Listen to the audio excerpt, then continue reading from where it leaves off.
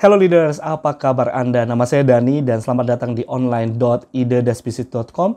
Kita sedang berkumpul bersama-sama di sebuah webinar yang kita akan belajar bisnis, belajar mengenai leadership bersama-sama. Dan kalau Anda sudah bisa bergabung bersama dengan saya di website ini, saya sangat senang dan saya sangat merasa terhormat Anda mau meluangkan waktu.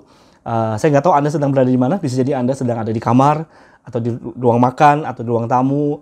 Mudah-mudahan masih dalam rumah ya, Anda tidak lagi jalan-jalan. Tapi kalau Anda lagi jalan-jalan pun, saya sangat senang Anda berkenan untuk join kami di webinar ini. Dan bila Anda berkenan, yuk mari kita saling kenalan. Silahkan di samping layar chat ini, Anda ada satu kolom di mana kita bisa ketikin nama kita, dan kita saling menyapa yuk. Nama Anda siapa, bisnisnya namanya apa, perusahaannya apa gitu ya, dan industrinya itu apa. Dan kita saling berkenalan, dan saya juga mau menyapa beberapa teman-teman saya, klien-klien saya. Saya mau menyapa Pak Awin, apa kabar Pak Awin? Menyapa juga Pak Edwin, apa kabar? Semoga Anda sudah lebih baikkan pencernaannya, Pak Edwin. Pak Agus, apa kabarnya? Ini juragan kopi kita ya, mudah-mudahan Anda mau coba search di @belayankopi. Promo nih Pak Agus. Apa kabar juga Ibu Swasti dan Pak Erwin? Semoga Anda sedang berkumpul bersama-sama dengan keluarga di Jakarta. Apa kabar juga Pak Richard dan Ibu Eming? Apa kabar juga untuk Pak Bona dan juga Pak Juhendri? Bapak Ibu yang belum sempat saya sebutin namanya, mari kita saling kenalan yuk. Nama Anda siapa, perusahaannya apa, dan industrinya apa. Semoga kita bisa belajar bersama-sama pada malam hari ini. Dan nama saya Dani, sekali lagi, saya dari John Maxwell Team Indonesia. Dan kita punya website yang nama ide-bisnis.com, di mana kita saling berbagi informasi, berbagi trik-trik, dan tips-tips bisnis dari sudut pandang leadership, supaya bisnis kita semakin bisa berkembang dengan sehat, dan juga punya pengaruh yang kuat terhadap tim, terhadap customer, dan terhadap industri kita. Dan malam hari ini, secara khusus, kita masih dalam suasana pandemik virus corona atau virus COVID-19. Dan saya berharap bahwa Anda dalam keadaan sehat-sehat saja. Beberapa daerah di Jakarta ini sudah mulai benar-benar jadi red zone sekali ya. Jakarta Barat, Jakarta Pusat, dan beberapa daerah lainnya. Semoga Anda juga kalau belum nonton video saya yang sebelumnya, nanti mungkin juga bisa search di YouTube strategi bisnis menghadapi corona. Ya, saya beberapa share mengenai 3 hal di sana. Dan malam ini khususnya kita akan membahas mengenai COVID-19, apa yang bisa dilakukan dalam bisnis saya.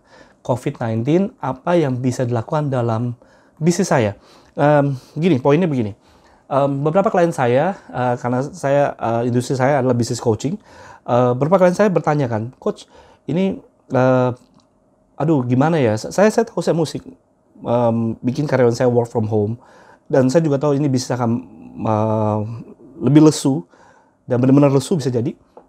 Tapi setiap klien saya, dan termasuk juga saya, dan mungkin Bapak Ibu, kita bertanya-tanya,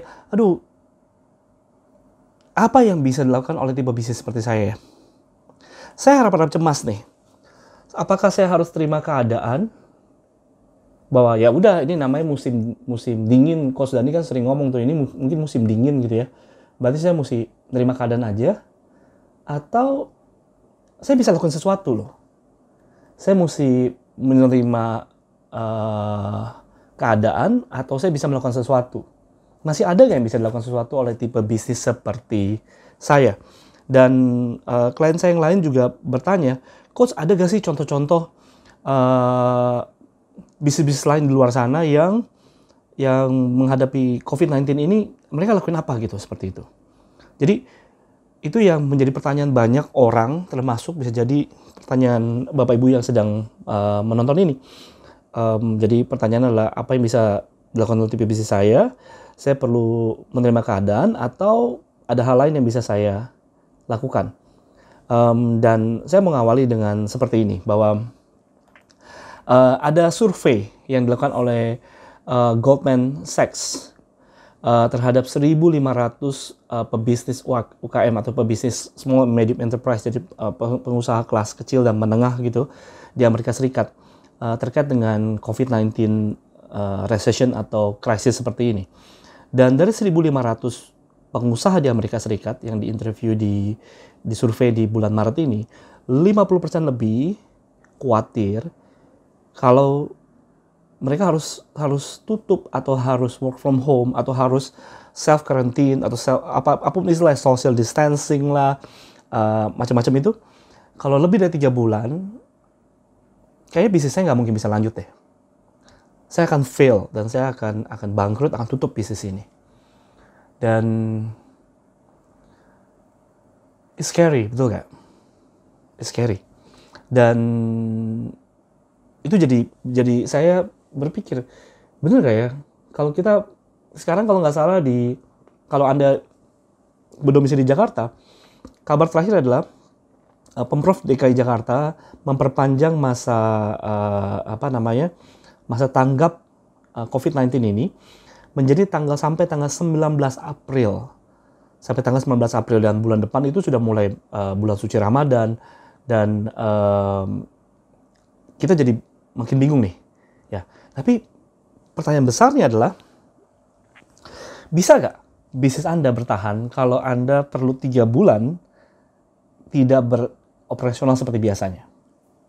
Bisa nggak bertahan? Itu pertanyaan awal buat kita semua. Udah coach, dari awal aja pertanyaan udah susah banget nih. Aduh gimana nih? Bikin saya pusing nih. Wait, tunggu bentar. Sebelum Anda leave the page, sebelum Anda, udah deh saya nggak mau denger webinar ini, saya mau kasih kabar Anda dulu nih ya. Jadi by the way, kalau Anda belum mendownload teaching notes-nya, Anda bisa download atau Anda bisa klik notes-nya dan kemudian kita bisa belajar bersama-sama. Yuk.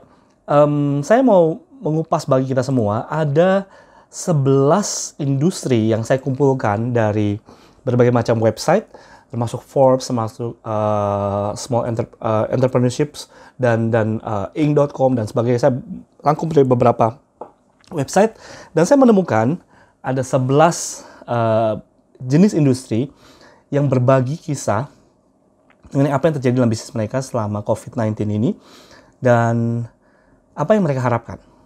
Jadi itu tahapan seperti itu. Jadi apa yang mereka alami dan apa yang mereka harapkan dari bantuan dari orang lain. Dan saya mau bagikan bagi kita satu persatu ya. Kalau Anda mau mencatat silakan, karena ini tidak ada dalam teaching notes Anda. Tapi kita coba pelajari sama-sama. Oke. Jadi ada 11 industri yang kita coba rangkum. Industri pertama adalah tax consultant. Konsultan pajak di berbagai negara, khususnya negara-negara maju, mereka bilang bahwa kalau yang namanya lagi krisis seperti ini, bisnis kami baik-baik aja, justru makin berkembang banget karena tetap aja orang harus bayar pajak dan orang justru khawatir karena pembayaran pajak itu mereka takut salah dan sebagainya, dan bisnis mereka tetap booming. Permasalahannya adalah mereka terbatas dari segi lokasi, dari segi geographical gitu, karena kan mesti ada work from home dan sebagainya.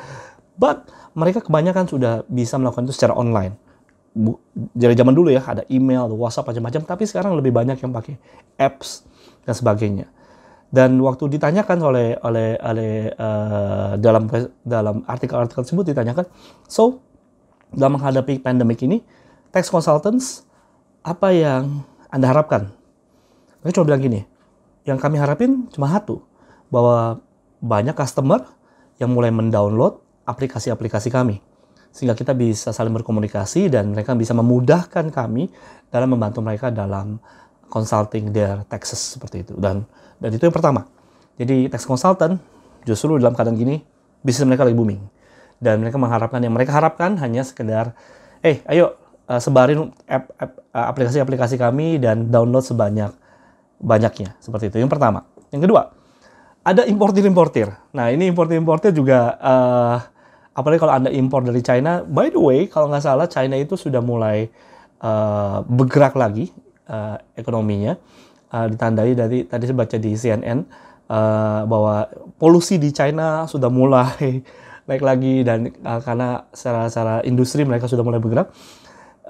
Banyak importir-importir yang cemas karena kecepatan mereka untuk mereka bisa impor, tapi belum tentu bisa masuk, dan waktu masuk pun belum tentu ada orang yang mau langsung beli dan sebagainya. Dan waktu ditanyain apa yang Anda harapin dari krisis seperti ini, bantuan apa yang Anda minta, mereka coba bilang bahwa, saya catat di dalam catatan saya, bahwa mereka ingin, kalau mereka memiliki hutang dagang kepada prinsipal dan sebagainya, mereka pengen dikasih refinancing, dikasih tempo yang jauh lebih panjang seperti itu. Jadi minta bantuan kepada supplier, atau kalau mereka lagi secara cash flow tidak terlalu baik, mereka ingin punya bantuan modal dengan bunga yang lebih rendah, dan juga training bisnis dan mentorship dari sisi bisnis. Itu yang para importir ingin lakukan, dan saya rasa itu satu hal yang sangat lumrah. Jadi kita udah punya tax consultant, kemudian importir. Yang berikutnya, yang ketiga apa? Kalau Anda mau mencatat, ini dari beauty clinic. Nah, ada juga nih beauty clinic mengalami bahwa di masa-masa seperti ini orang harap-harap cemas untuk melakukan perawatan kecantikan, dan juga perawatan yang kesehatan. Bahkan ada yang bilang bahwa dokter gigi, kalau nggak urgent banget, nggak usah ke dokter gigi di masa-masa seperti ini. Jadi mereka cemas nih, beauty clinic ini banyak yang lagi goyah seperti ini. Tapi waktu ditanya, kalau 3 bulan ini Anda harus mulai menekan operasional Anda, sangat-sangat minim. Apa yang Anda ingin, bantuan seperti apa yang Anda inginkan? Dia banyak pengusaha beauty clinic mengatakan bahwa mereka ingin belajar bagaimana bisa mengkomunikasikan marketing mereka dengan lebih baik, istilah pivoting gitu ya, supaya mereka bisa mulai pivoting dari yang beauty clinic yang namanya yang langsung merawat pada para customer mereka, menjadi memberikan edukasi bagaimana cara merawat beauty atau kecantikan mereka, customer mereka secara mandiri. Jadi dari yang namanya hands on, kemudian sekarang produk mereka mau diubah jadi produk educational, bagaimana cara merawat kecantikan dan sebagainya. Dan mereka ingin belajar bagaimana bisa pivot dalam meraih member-member yang mau belajar secara bulanan mengenai step by step tutorial bagaimana merawat kecantikan selama tidak boleh keluar dari rumah. Dan itu yang dilakukan. Dan by the way, sebagai informasi, nanti hari Minggu depan, kita akan belajar secara khusus mengenai marketing in crisis, mengenai bagaimana apa tuh istilah pivoting dalam marketing, dan kita akan belajar banyak hal di hari Minggu depan. Jadi kalau Anda mau bergabung, yuk, dan Anda happy, silakan yuk. Jadwalkan schedule Anda hari Minggu depan jam 9 malam juga di online.ide-bisnis.com. Kita lanjut ya.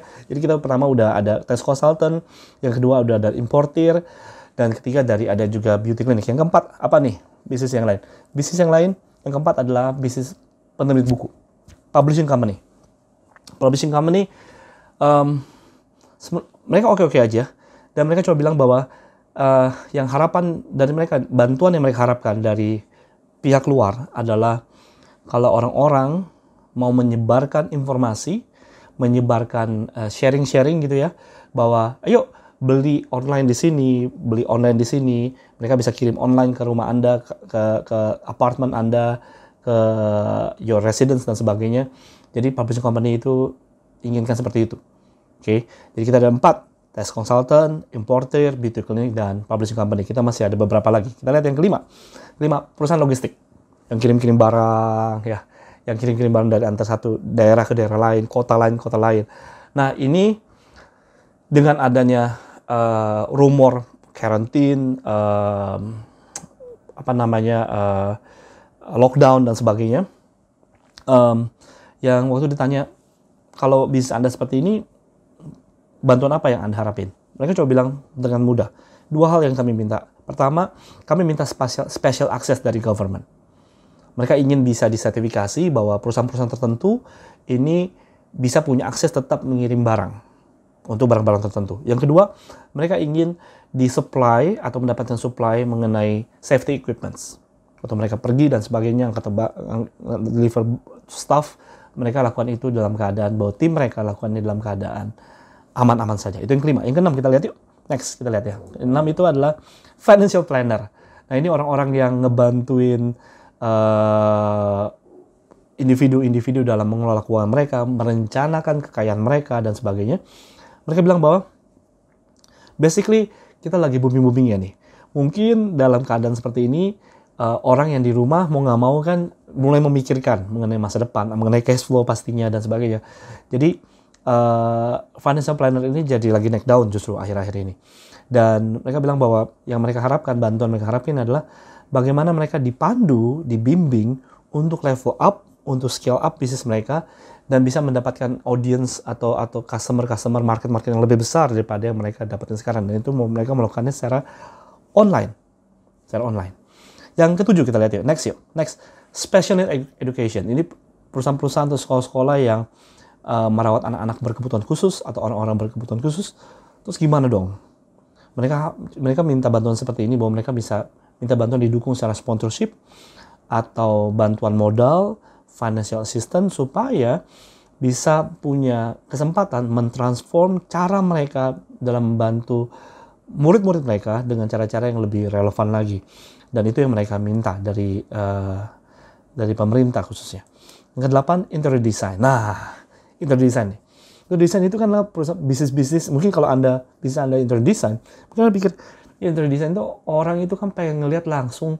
Kasarnya kalau pengen lihat warna tuh mereka pengen ditunjukin di depan mata. Kain, gorden atau wallpaper mereka pengen liatin langsung depan mata dan sebagainya. Jadi agak susah nih kalau kita minta dilakukan itu secara online. Nah, kalau Anda pengusaha interior design, Anda bisa komen di kolom chat. Kira apa sih Anda lakukan so far di dalam masa-masa slow dan self distancing dalam COVID-19 ini. Tapi beberapa perusahaan interior design yang saya rangkum dari beberapa artikel tersebut mengatakan bahwa dari jenis bisnis seperti ini, satu-satunya bantuan yang kami perlukan adalah bahwa pemerintah benar-benar melakukan yang namanya menemukan vaksin dan menguji vaksin itu secepat mungkin. Karena customer kami pengen melihat itu secara live. Jadi mereka nggak bisa lakukan itu secara online atau melakukan WA atau email karena bisa jadi warnanya itu berbeda. Itu yang ke-8, interior design. Kita masih ada beberapa lagi. Masih ada sekitar 3 lagi. Butik fashion. Butik fashion mereka bilang bahwa kami ingin dibantu, kami ingin di coaching bagaimana cara pivoting. Sekali lagi pivot, minggu depan ya kita bahas itu ya. Marketing jadi please mark your schedule. Kemudian juga kami ingin dibantu juga mengenai bagaimana cara beriklan secara digital, mengerti lebih jauh mengenai marketing dan juga mendapatkan sponsor secara permodalan bisnis. Itu yang dinyatakan oleh butik-butik baju. Ke-10, industri musik. Industri musik sekarang lebih maju. Zaman dulu kita pakai kaset, CD, kemudian pakai ada yang USB dan sebagainya. Tapi zaman sekarang musik rata-rata langsung di just one click download, Anda beli di store online dan nanti tinggal bisa download dan bisa nikmati musik-musik itu. Termasuk juga live streaming music, Anda bisa lakukan itu ya. Dan yang mau sama industri musik, mereka udah lebih dulu masuk ke dunia online. Dan platform mereka sudah cenderung platform online, jadi mereka udah lebih nggak terlalu khawatir. Tapi dalam fase perlambatan ekonomi seperti yang dialami oleh COVID ini, mereka ingin bantuan untuk bisa semakin di support dan semakin digemakan, semakin digaungkan layanan-layanan musik mereka yang kepada para klien-klien mereka atau para penikmat musiknya. Itu musik industri. Yang ke-11, nah ini mirip kayak saya. Kalau perusahaan yang model kayak memberikan training, memberikan jasa training dan sebagainya, terus gimana dong kita? Gimana dong? Well, ada beberapa orang yang belum siap bisa jadi dengan pelatihan melalui video misalkan dan sebagainya itu, dan kita juga kadang-kadang bingung bagaimana cara kita monetizing video-video training seperti ini. Karena banyak orang bilang kan sharing is caring. Yes it is, tapi perusahaan-perusahaan juga perusahaan training dan coaching juga tetap harus bayar gaji karyawan, paying the bills dan sebagainya. Terus gimana dong? Well, yang bisa, kalau yang di dalam artikel tersebut, dan saya juga merasa itu suara saya, bahwa yuk bantu sharing pesan-pesan ilmu-ilmu seperti ini kepada lebih banyak orang supaya kami bisa punya lebih banyak kesempatan mendapatkan customer yang menggunakan jasa kami. Jadi, having said that, saya mau bilang bahwa kalau Anda suka dengan video ini, masih ada waktu, masih ada beberapa menit, kita masih akan bicara mengenai inovasi dan sebagainya. Yuk, ambil WhatsApp Anda, send ke beberapa teman-teman, bilang, yuk join ke online.ide-bisnis.com. Kemudian kita akan belajar bersama-sama mengenai COVID-19, apa yang bisa dilakukan tipe bisnis seperti saya pada malam hari ini. Dan saya mau kembali kepada kita. Tadi ada 11 contoh industri. Bisa jadi industri-industri tersebut mewakili Anda, tapi bisa juga tidak mewakili Anda karena Anda mungkin bisnisnya, industrinya lain. So the question is, adalah apa yang bisa pihak lain lakukan untuk membantu bisnis Anda? Itu yang mungkin kita perlu pikirkan pada malam hari ini. Apa yang bisa pihak lain lakukan untuk membantu bisnis Anda, bukan hanya surviving, tapi bisa sukses melewati masa-masa krisis seperti ini. Jadi ambil waktu yuk, ambil waktu. Coba renungkan dimanapun Anda berada, di kamar, di meja makan, di ruang tamu, dimanapun Anda berada, pikirkan ayo. Saya butuh bantuan apa dari customer saya?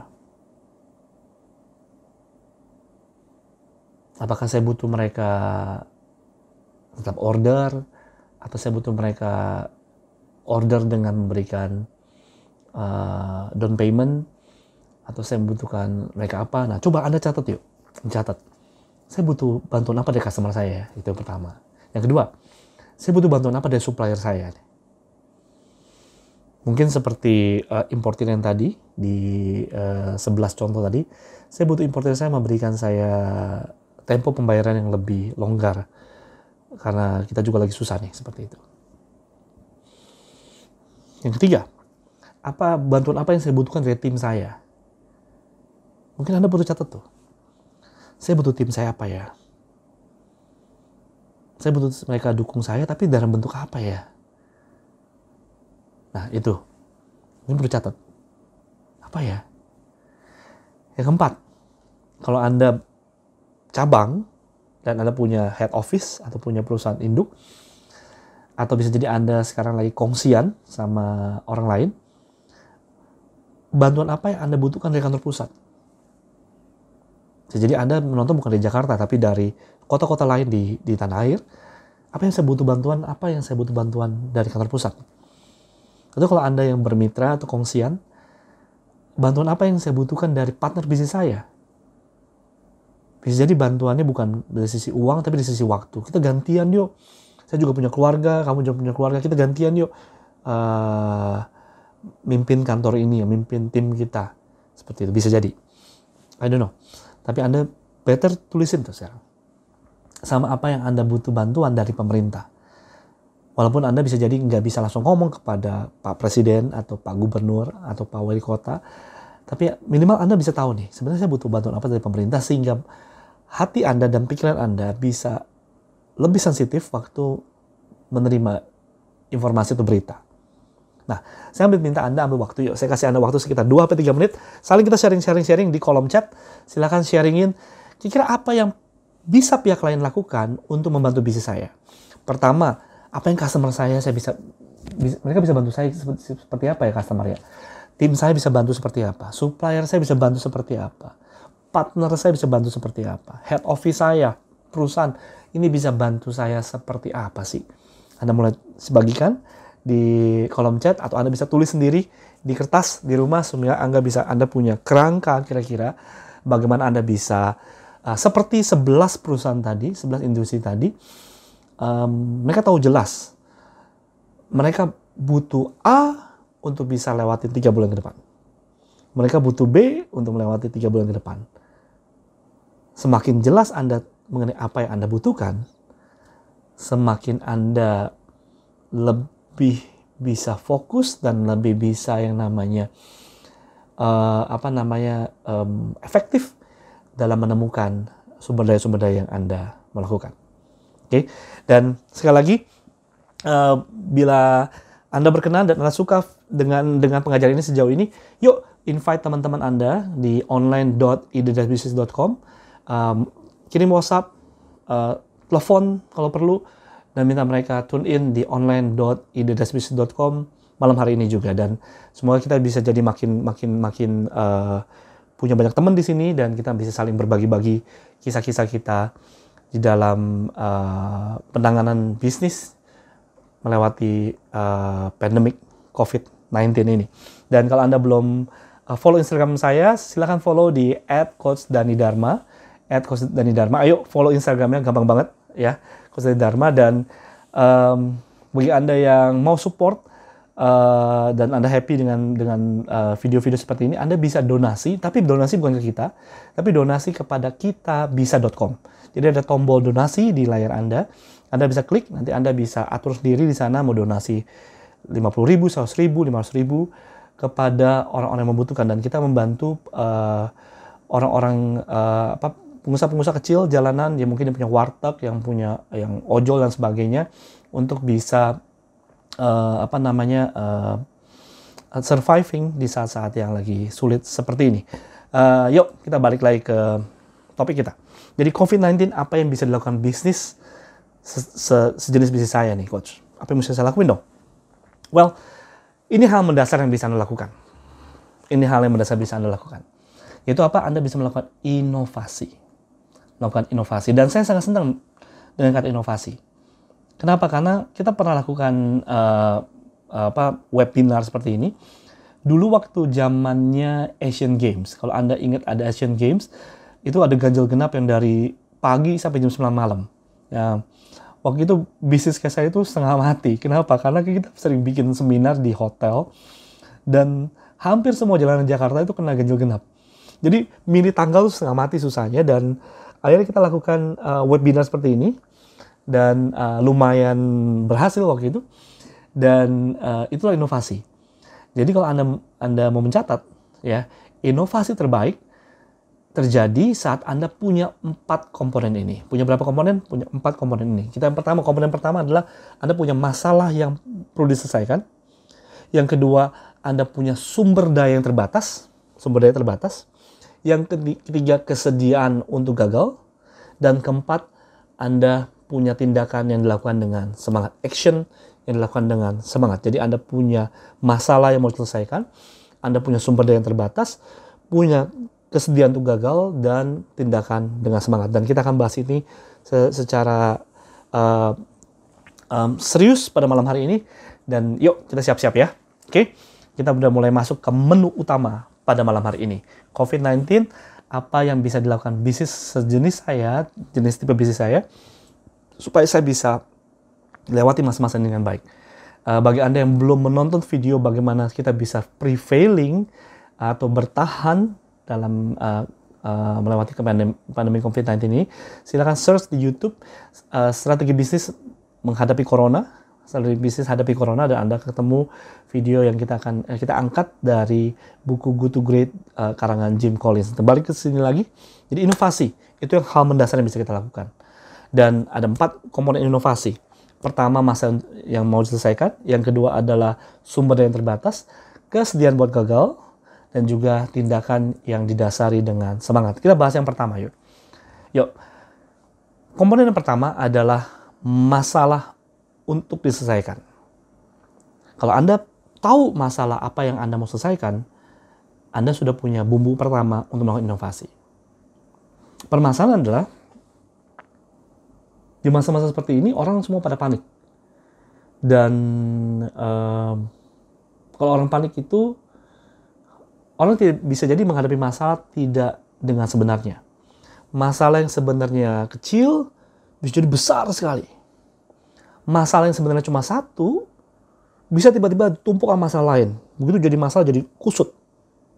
Nah, itu yang terjadi. Jadi pertanyaan besarnya adalah, kita perlu tahu masalah kita sebenarnya. Apakah kita paham dengan masalah yang kita hadapi di saat ini? Karena masalah sekarang ini bukan hanya masalah mengenai COVID-19, tapi bisa jadi bagi beberapa Anda, masalah itu terkait dengan rasa panik Anda. Anda orang yang panikan. Udah panik, semua ide hilang. Ada yang seperti itu, betul nggak? Pasti ada. Jadi Anda punya masalah, Anda bukan masalah COVID-19 ya. Tapi masalah Anda adalah rasa takut. Anda takut sumber daya Anda nggak cukup. Udah keburu nge-hang dulu sebelum bisa berpikir. Anda mungkin cemas. Anda bisa jadi, Anda bilang sumber daya saya masih banyak. Cash flow saya masih bagus. Cuma untuk bisa melindungi semua itu, saya mesti membuat keputusan-keputusan yang bisa jadi nggak semua orang happy. Jadi masalah Anda bisa jadi bukan masalah cash flow, tapi masalah pendapat orang lain. Nah, di langkah yang pertama, untuk bisa berinovasi, Anda perlu tahu dulu, masalah apa yang saya punya sebenarnya. Sama seperti bawang, Anda mesti kupas satu persatu, pretelin satu persatu, sehingga Anda tahu sebenarnya masalah utamanya ini apa sih? Apakah saya benar-benar terancam secara kesehatan? Karena kantor kami ini dikepung sama red zone. Atau masalah saya adalah cash flow yang minim. Masalah saya adalah tim yang belum solid. Masalah saya adalah masalah komunikasi. Masalah saya adalah customer yang menunda pembayaran. Masalah saya adalah supplier yang nggak bisa diandalin dan sebagainya. Masalah saya adalah A, B, C. Dan waktu Anda bilang gini, kayaknya masalah saya semuanya deh coach. Nah, kalau Anda bilang seperti itu, berarti Anda belum mengupasnya. Belum mengupasnya. Salah satu cara termudah untuk makan seekor gajah adalah Anda harus buat gajah itu jadi beberapa potong. Potongan-potongan yang bisa Anda makan. By the way, jangan makan gajah ya. Ada orang yang di Wuhan makan kelelawar aja, jadi pandemik. Kalau Anda makan gajah, itu takutnya makin kacau. Ya, jadi makan yang sehat-sehat aja ya. Tapi you know my point itu apa. Jadi Anda, yang saya mau ajak kita renungkan ini. Coba kita batasi masalah kita, visi kita ke depan, mata kita ke depan untuk seminggu ke depan aja. Coba batasi pemikiran Anda sampai ke tanggal 5 April. Jadi dari tanggal 29 Maret sampai tanggal 5 April, apa sih 3 masalah terpenting yang perlu saya atasi? Apa 3 masalah terpenting yang saya perlu atasi di minggu depan? Dan itu yang langkah pertama. Jadi untuk bisa inovasi, yang pertama adalah masalah apa yang saya perlu selesaikan. Nah, jadi yang pertama adalah masalah apa yang perlu kita selesaikan. Itu yang pertama, bumbu inovasi yang pertama. Yang kedua adalah sumber daya yang terbatas. Kalau Anda mau inovasi, justru sumber daya Anda harus terbatas. Sumber daya itu artinya apa? Tim Anda bisa jadi terbatas. Cash flow Anda terbatas. Waktu Anda terbatas. Semakin terbatas, berarti Anda punya peluang untuk bisa melakukan inovasi. Saya menemukan satu informasi dari OECD. OECD itu adalah Organization for Economic Cooperation and Development. Ya, OECD melaporkan, jadi mereka buat pelaporan dari berbagai macam negara, kalau nggak salah ada sekitar 20 negara, China, Rusia, dan sebagainya itu, bahwa dari tahun 2003 sampai 2013, inovasi terbanyak itu dilakukan di tahun mana sih? Nah, yang kabar baiknya seperti ini. Di tahun sebelum 2007 dan setelah 2008, Rata-rata tiap negara, inovasi itu sekitar 70 penemuan, inovasi penemuan gitu ya, sekitar 70, 60, 70, 60 dan sebagainya. Tetapi mulai tahun 2007 dan 2008, inovasi tiba-tiba melonjak 100 lebih setiap tahunnya dan di setiap negara. Artinya apa? Artinya di tahun 2007 dan 2008, yaitu justru pada saat dunia lagi krisis, inovasi takes place. Saya ulang ini. Dari tahun 2003 sampai 2013, inovasi-inovasi terbaik justru dan terbanyak justru terjadi bukan pada saat dunia lagi jaya-jayanya. Bukan. Tapi waktu dunia lagi krisis, justru disitulah jumlah inovasi yang terbaik langsung naik. Set.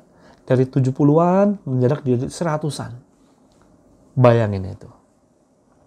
Karena kenapa? Faktanya adalah pertama, inovasi tidak terlahir dari banyak sumber daya. Tapi inovasi justru terlahir dari pergumulan gitu. Saya pengen ini tetapi sumber daya saya nggak ada. Jadi gimana dong?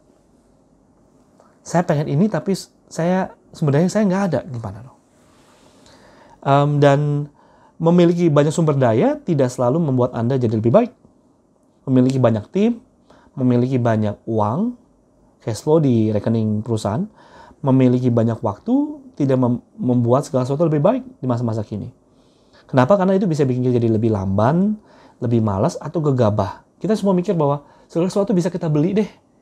Dan kita akhirnya tidak mencari solusi sendiri dari dalam. Semua beli, semua cari konsultan, semua langsung beli, semua kayak gitu. Bahkan SOP Anda mau beli, semua Anda pengen beli. Dan akhirnya nggak cocok gitu. Karena banyak inovasi yang bagus-bagus justru terlahir dari dalam. Ada satu kisah, kalau Anda pernah nonton film thriller yang berbasiskan hiu, ikan hiu ya. Kan ada macam-macam tuh ya, Deep Blue Sea lah, The Meg, yang ikan hiu gede banget seperti itu ya. Gedenya gede banget sih pasti ya, dan lebih gede daripada tangan saya. Tapi ada kisah film Jaws, Steven Spielberg. Nah waktu itu Steven Spielberg waktu bikin film Jaws ini, dia pengen adegan-adegan itu demikian sadis, sehingga dia bikin robot ikan hiu. Dan dia berharap bahwa robot ikan hiu ini bisa memberikan adegan-adegan di mana mencabik-cabik manusia dan sebagainya. Masalahnya, tiba-tiba robotnya tidak bisa berfungsi sebagaimana mereka rencanakan. Dan kemudian bingung kan? Mereka coba perbaikin, tapi it takes longer time, dan akhirnya sampai tiba-tiba satu orang kru bilang seperti ini. Bagaimana kalau kita akalin aja?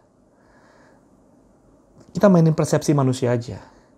Yang nonton belum tentu harus ngeliat ikan hiunya secara utuh gede. Jadi kita akalin dengan cara mereka bikin sirip-siripan.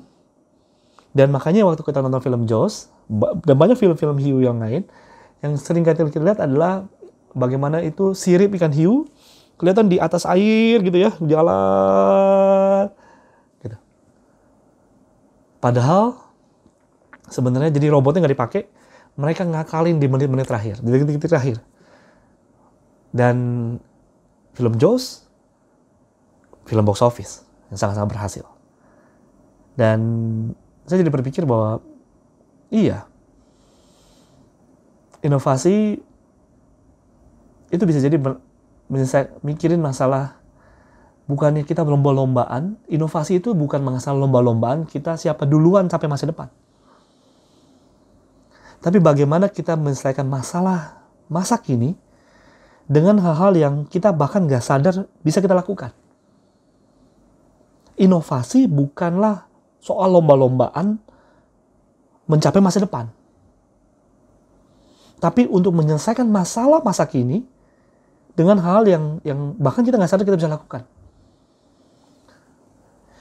Robot ikan hiu malfunctions, nggak bisa berfungsi sebagaimana mestinya, tiba-tiba sukses cuma gara-gara ada sirip ikan hiu yang jalan bikin seperti itu. Bayangin. inovasi terjadi justru pada saat sumber daya kita terbatas. Jadi kalau sumber daya Anda lagi terbatas saat ini, itu adalah kesempatan Anda buat inovasi. Kesempatan buat kita berinovasi. Jadi renungannya adalah, coba kita pikirin yuk. Selama kita berbisnis sejauh ini, apa inovasi yang pernah saya lakukan di masa lalu? Coba pikirin baik-baik. Di tahun berapa ya saya pernah lakukan inovasi ya? Dan waktu itu keadaannya seperti apa ya? Apakah tim saya lagi banyak? Apakah duit saya lagi banyak? Apakah waktu saya lagi banyak? Tebakan saya nih, Anda boleh share di kolom chat. Justru inovasi-inovasi terbaik Anda terjadi saat Anda lagi cekak, rekening lagi minim, ya. Tim Anda lagi terbatas banget, banyak yang lagi keluar mungkin, atau timnya lagi orangnya itu-itu aja gitu. Dan Anda justru lagi mepet waktunya. Dan kalau Anda benar-benar lakuin inovasi terbaik Anda di saat-saat seperti itu, saat-saat pandemik COVID-19 ini, Anda masih punya kesempatan buat inovasi. Asalkan Anda yang pertama, jelas masalah apa yang Anda mau selesaikan. Yang kedua, punya sumber daya yang terbatas. Dan kita lanjut yang ketiga. Ketiga apa nih Coach? Ketiga itu adalah masalah kesediaan untuk gagal. Jadi punya masalah yang mau diselesaikan, sumber daya yang terbatas. Yang ketiga adalah kesediaan untuk gagal. Nah ini kita main sedikit terkait dengan pribadi Anda, lepas pribadi sebagai seorang leader. Karena John Maxwell bilang seperti ini, bahwa banyak leader itu kesepian. Banyak leader itu kesepian. Karena mereka merasa bahwa leader itu model kayak apa ya? Kalau model kayak, saya belum pernah lihat, tapi saya bisa ngebayangin bahwa bebek itu kalau lagi berenang di danau gitu ya, di atasnya dia anggun banget jalannya gitu. Tangan saya nggak bisa kayak bebek gitu, tapi di bawahnya tuh dia ngedayung dan kita nggak bisa lihat. Dan dia banyak leader seperti itu, dilihat naik turun mobil bagus, ya. Pakai handphone bagus dan sebagainya, tapi orang-orang nggak tahu di balik itu malam-malam dia lagi sendirian, dia mikirin apa, dia mikirin bisnisnya, berusaha untuk berjuang dan sebagainya. Orang nggak ada yang tahu, dan banyak leader itu merasa sendirian. Nah kalau Anda merasa sendirian, coba yuk di kolom chat saling sapa, siapa tahu punya banyak teman di sini ya. Saya mau berbagi seperti ini, bahwa saat Anda merasa sendirian, kebanyakan kita justru merasa gini, saya nggak boleh gagal. Amit-amit saya gagal. Saya nggak mau minta bantuan orang lain. Saya nggak mau dihina karena minta bantuan orang lain, Coach. Nah, itu masalahnya. Untuk bisa berinovasi, Anda mesti punya kesediaan untuk gagal. Dan untuk bersedia untuk gagal, Anda harus berani mencoba. Dan Anda nggak mungkin berani mencoba kalau Anda nggak tahu bahwa akan ada orang yang support Anda waktu Anda jatuh. Waktu Anda jatuh ini nggak dibiarin jatuh biasa, tapi Anda disupport, dipegangin gitu. Bangkitin lagi. Nah oleh sebab itu, terkait dengan kesediaan untuk gagal, coba kita cek sama-sama. Pertama, kita butuh support dari orang lain yang percaya pada potensi kita. Kenapa? Karena sekali lagi tadi saya bilang bahwa Anda tidak akan berani mencoba, tidak akan berani untuk gagal, dan selalu menghindari kegagalan. Jadi selalu pakai cara itu aja, nggak berani pakai cara baru, nggak berani inovasi. Kalau Anda merasa tidak punya orang yang akan support kalau Anda jatuh. Kayaknya kalau saya punya orang tua, punya suami, punya istri, punya partner, punya tim, kalau saya sampai gagal, mereka kan cuek bebek deh Coach. Makanya saya nggak boleh gagal. Jadi pakai cara yang lama-lama aja. Atau istilah saya misalnya menunda ketahuan gagal. Nah, oleh sebab itu, untuk bisa punya kesediaan untuk gagal, Anda perlu punya orang-orang lain yang Anda jadikan supporter utama. Jadi renungannya adalah ini. Menurut Anda siapa nih orang yang bisa support Anda di masa-masa sukar ini? Orang-orang apa yang berani membantu Anda? Orang-orang yang percaya sama Anda? Orang-orang yang berani memberikan feedback secara terbuka, apa adanya, jujur pada Anda? Dan siapa orang-orang itu? Coba tulisin di kolom chat atau Anda bisa tulis sendiri. Saya kayak si Pak ini, Ibu ini, Om ini, atau si Papa saya, Mama saya, atau bisa jadi kalau Anda bergabung pada organisasi kerohanian, mungkin pendeta saya, mungkin ustadz saya, atau mungkin biku saya, atau siapa gitu, Anda tulisin. Dan kemudian pertanyaan berikutnya adalah ini. Kapan terakhir kali Anda berinisiatif menghubungi mereka? Kapan terakhir kali Anda berinisiatif menghubungi mereka? Kalau jawaban Anda, kapan ya, udah lupa tuh. Nomornya di mana aja masih ada mudah-mudahan ya. Nah, kalau seperti itu jawaban Anda, saran saya, tulis cepat-cepat.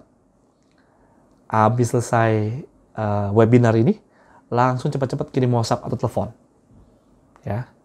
Atau besok pagi cepat-cepat telepon.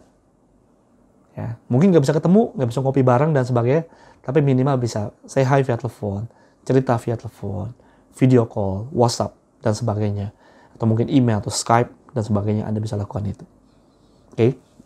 Jadi hal basic yang bisa kita lakukan, inovasi. Dan inovasi membutuhkan masalah yang jelas yang kita mau selesaikan. Saran saya adalah pikirin masalah itu secara short term. Misalkan sampai minggu depan, apa 3 masalah terbesar saya. Yang kedua adalah Anda punya sumber daya terbatas. Oke. Dan yang ketiga adalah Anda punya kesediaan untuk gagal. Yang keempat, yuk kita masuk yang keempat, yang terakhir nih. Anda perlu punya komponen yang keempat ini apa?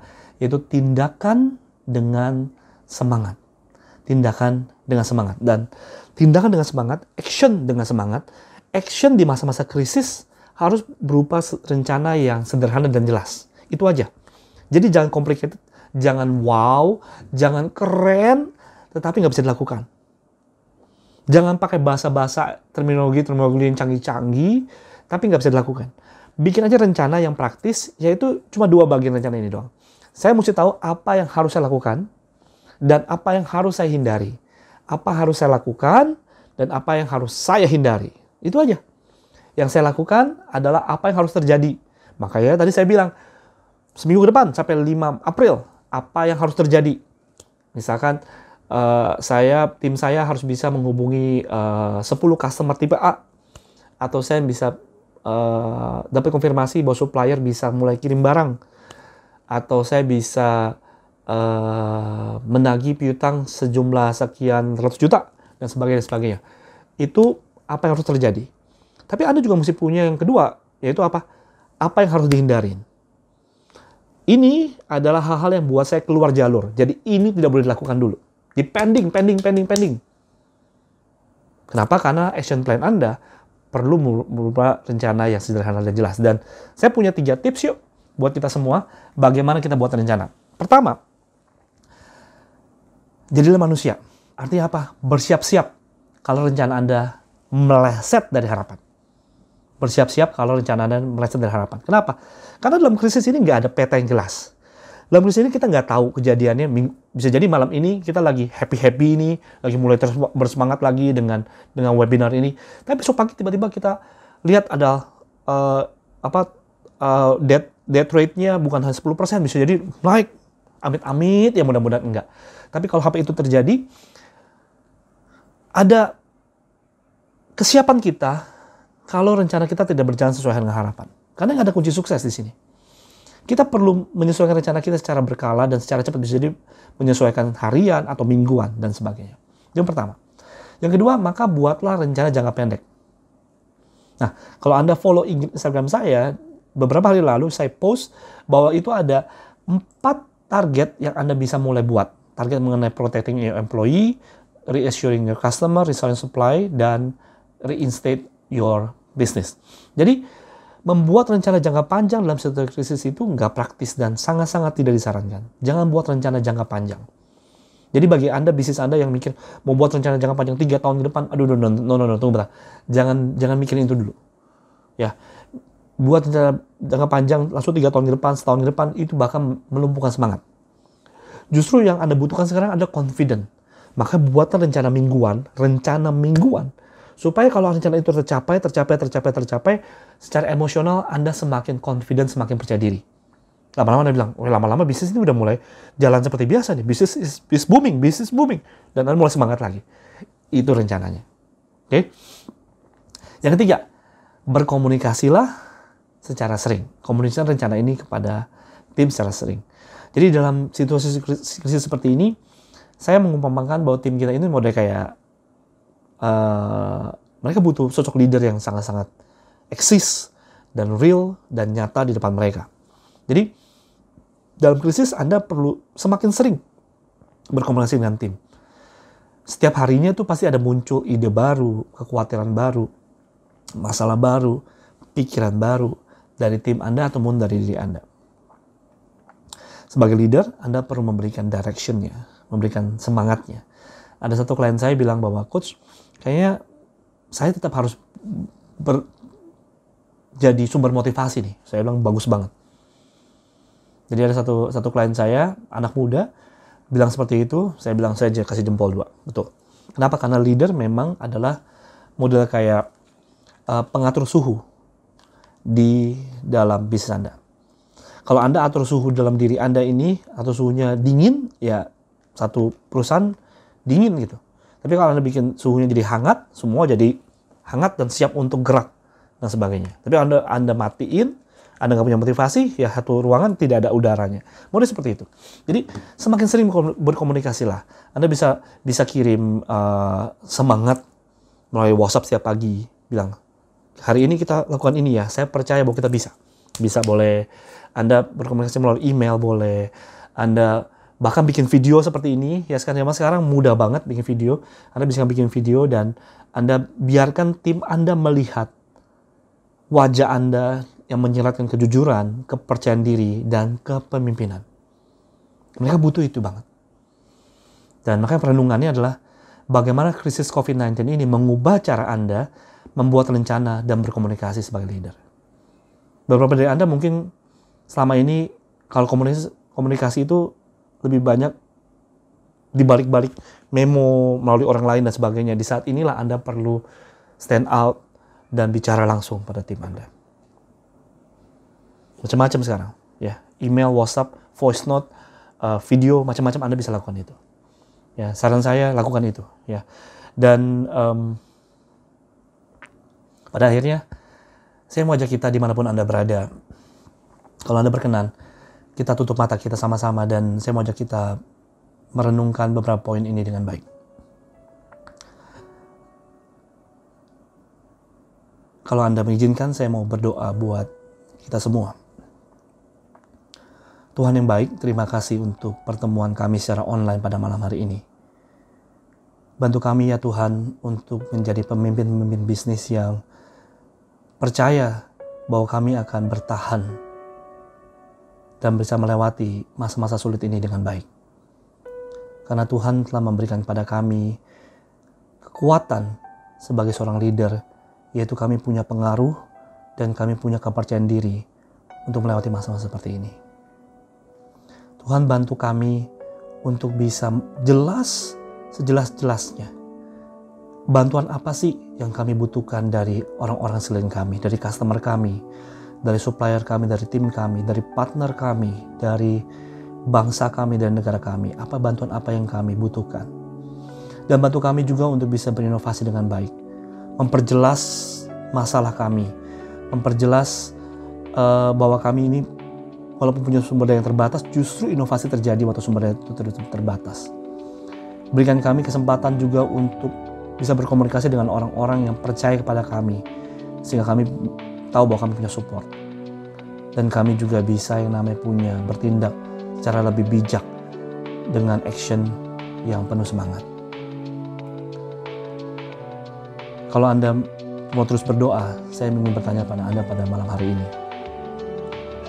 Berapa banyak dari Anda yang berkata bahwa, Coach, Saya lihat bahwa semingguan terakhir atau bahkan 2 minggu terakhir, masalah saya dalam menghadapi COVID-19, Corona ini dalam bisnis adalah karena saya panikan dan saya nggak benar-benar membreakdown atau merinci masalah-masalah saya.